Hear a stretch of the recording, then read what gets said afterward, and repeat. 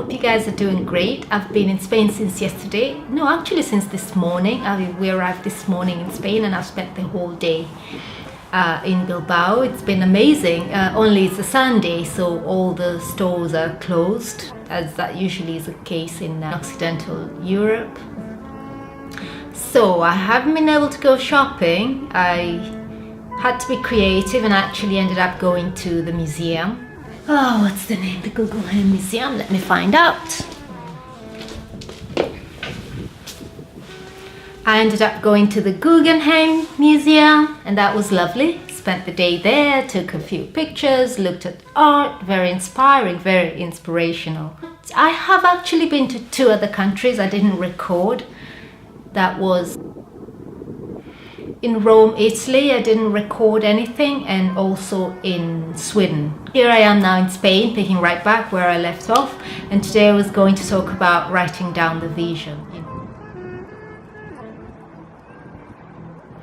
So what is the vision that you have for your life? When you look out, when you try and project the future, where do you see yourself ending up? What are those things you hope, aspire for, work towards, that you actually think, I ought to achieve this, or I intend to achieve it? What is your dream for yourself? What is that thing that you see yourself accomplish, that you see yourself build yourself to become?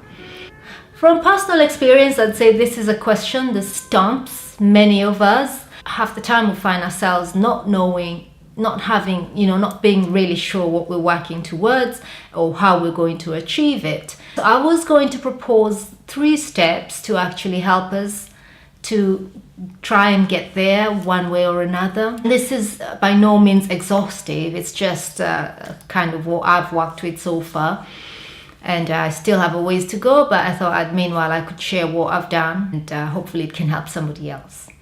So the first thing is to clarify by writing. I personally clarify for myself by writing. Now, if I have the luxury of talking to somebody for a long time, that helps quite a bit. I think I have 3 ways where I kind of work through issues or work through things that are foggy in my mind when I'm trying to seek clarity. I'll either talk to somebody, like my husband or my son, really basically those 2, my husband or my son, and we go into very deep talks. We go into very deep talks to kind of just to clarify, what I'm thinking or where I'm at or where I'm trying to get to. A second way I usually clarify my thoughts is by going for a long walk. That really works every time for me. When I do that, I actually really clarify my thoughts and I'm able to kind of streamline where I'm at and what I'm thinking. And the third way, as I've said before in a previous video, is I journal. I write in my diary. That is one of the best ways for me to clarify for myself what I'm about, or what my next step of action is, or what exactly I'm trying to accomplish. Additionally, research actually proves that we retain information better when we write it down. So that's an additional reason to actually just put it on paper. Put it on paper so you can see it for yourself and you can gain clarity every time it starts to get a bit foggy. Ambiguity really doesn't help. When you're ambiguous about something, you kind of stumble around it, not so sure how to act upon it. So by all means, seek clarity, no matter what. Above all else, seek clarity. And the second point is, once you clarify for yourself what your vision is for your life, listen to your talk, listen to your self-talk, and listen to your talk. What do you think about yourself? Are your thoughts about yourself in alignment with that vision that you have for yourself? Are the things that you're saying about your future in alignment with the vision that you envision in your life for yourself? That discord is usually to blame. The discord between your vision and your self-talk usually is the cause that most of our vision does not come to realization, that we don't actually get to see what we hope to see in our lives.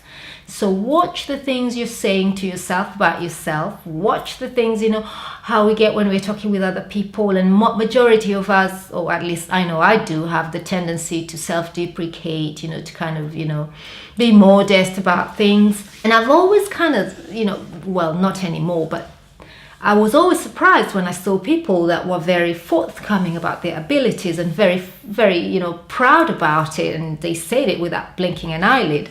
I wasn't quite raised like that, and that's been something that's very difficult for me to do. I'm still working on it, but I do see the value in it. I kind of understand where that kind of talk is coming from, because if nobody else believes in you, you have to believe in yourself. If you agree with everybody else that you shouldn't talk positive about those things you expect, and you should just talk yourself down, and you should be modest about this and that, really, I don't see much benefit to it. Much as modesty is a virtue, there is too much of it. And if it comes to just encouraging yourself and being your number one supporter and the one that really believes you can make it, well, go for it. Go for it. People might think you're immodest, but if you get there any way you can. Just get there. Go for it.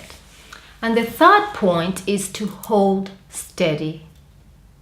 Hold steady. Hold steady and continue to speak that thing that you believe about yourself. Speak about it as though you already were.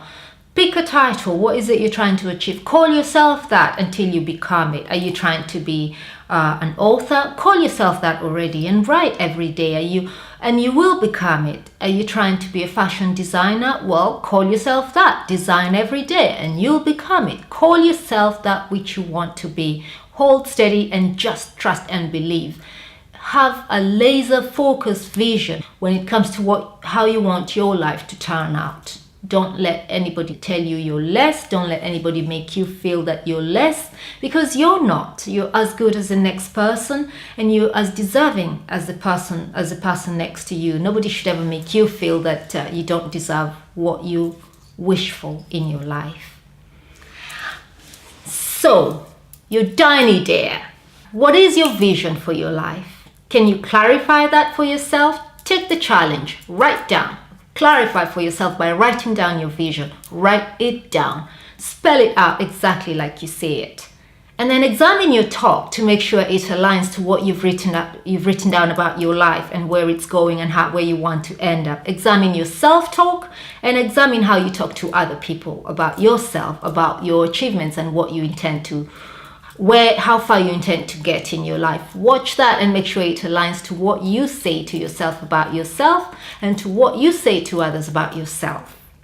And lastly, hold steady. Speak it until you become it. Proclaim it. Start from the end. Start from where you want to end up, and then speak it until you become it. Whatever it is you intend to become, speak it now. Speak it into your life so you can see it realized, so you can see it come to fruition.